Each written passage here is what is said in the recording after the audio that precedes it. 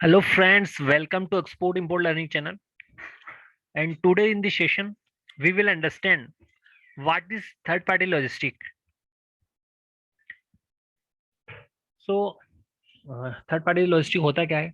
As exporter एक shipment को move करने के लिए कई सारी पार्टीज इन्वॉल्व होती हैं, जैसे custom clearance agent, freight forwarders होते हैं, इसके अलावा अदर एजेंट्स होते हैं। ठीक है, तो इन सब का काफी इंपॉर्टेंस होता है।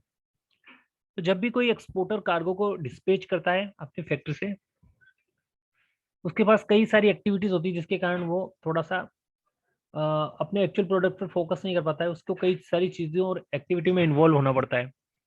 तो कई सारी इस चीज़ से ओवरकम करने के लिए जो एक्सपोर्टर है वो क्या करते हैं, थर्ड पार्टी लॉजिस्टिक को हायर करते हैं। ठीक है, तो इसमें होता क्या है, थर्ड पार्टी एक आउटसोर्सिंग फैसिलिटीज होती है जिसमें ट्रांसपोर्टेशन, वेयर हाउस और अदर लॉजिस्टिक फैसिलिटी प्रोवाइड करते हैं। ठीक है, अगर डेफिनेशन की बात करें तो third party logistic refer to outsourcing transportation, warehousing and other logistic related activity to the third party service provider. They are originally perform in house. मतलब एक ही एरिया में ये सारी एक्टिविटी परफॉर्म करता है। आपको अलग अलग नहीं जाना पड़ेगा कि कोई मेरी कस्टम क्लियरेंस करेगा, कोई मेरे कंटेनर्स को यहाँ से पोर्ट से उठा के उस तक ले जाएगा, कोई अदर एजेंट मेरी वहाँ पे डेस्टिनेशन कंट्री में क्लियरेंस करेगा। तो यहाँ पे क्या, थर्ड पार्टी लॉजिस्टिक एक ऐसा सोल्यूशन है जो कि पूरी एक्टिविटी को इंटायरली हैंडल करता है। उससे होता क्या है कि जो एक्चुअल एक्सपोर्टर है उसको ये बेनिफिट मिल जाता है कि वो अपने एक्चुअल प्रोडक्ट की जो कैपेबिलिटी है, क्वालिटी है, उस पर फोकस करता है और अपने प्रोडक्ट को मैन्युफैक्चर करने के बाद हैंड ओवर कर देता है थर्ड पार्टी लॉजिस्टिक को।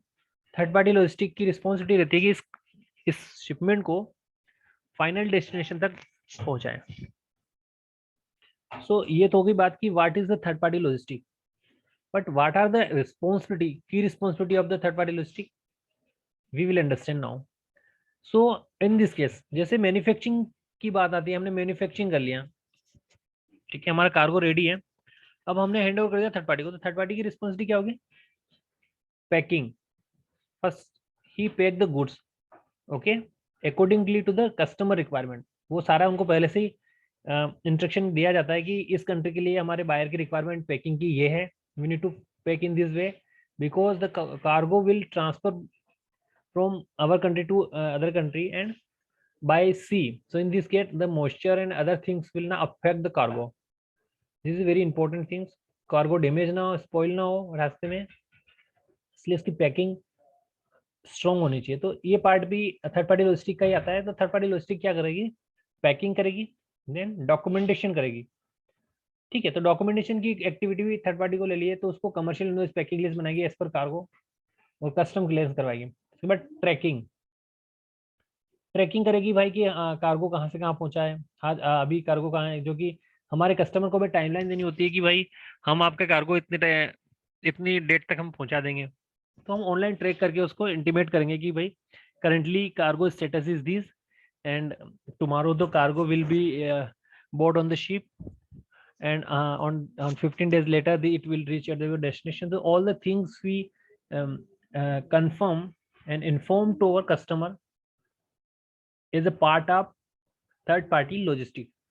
ओके, इसके अलावा advance cost expert, advance cost में आ जाती है कि जब भी हमें कार्गो डिस्पैच करना होता है, हम सीआईएफ शिपमेंट कर रहे हैं, हमें पता ही नहीं कि हमारी फ्रेट का क्या चार्ज है, तो यहाँ पे थर्ड पार्टी सर्विस प्रोवाइडर हमें कॉस्ट दे देंगे पहले से कि आपके इस महीने, वो मंथली रेट देते हैं क्योंकि जो फ्रेट होता है वो वेरी करता है एवरी मंथ। तो उससे क्या होता है कि हम हमारी कॉस्टिंग को एक्चुअल प्रेजेंट नहीं कर सकते हैं। तो हम मंथली रेट लेंगे और हमारी इन्वॉइस बनाएंगे, उसमें रेट जोड़ के उनको एक्सप्लेन करेंगे और हमारे कंपनी का जो एक्चुअल बजट है उसको इन्फॉर्म करना, ये सारी एक्टिविटीज होती है। तो एडवांस में थर्ड पार्टी लॉजिस्टिक हमें कॉस्ट दे देता है मंथली कि भाई आपके इस कार्गो को वहां तक पहुंचाने का हम इतनी कॉस्ट लेंगे। तो हम क्या करेंगे, हमारी एक्चुअल कॉस्ट प्लस फ्रेट लगा के जो कमर्शियल इन्वॉइस होंगे वो क्लेम करेंगे फ्रॉम इम्पोर्टर। ठीक है, तो ये हो गया आपका third party logistic. So guys, आज के सेशन में इतना ही। Thank you for watching the session, have a nice day.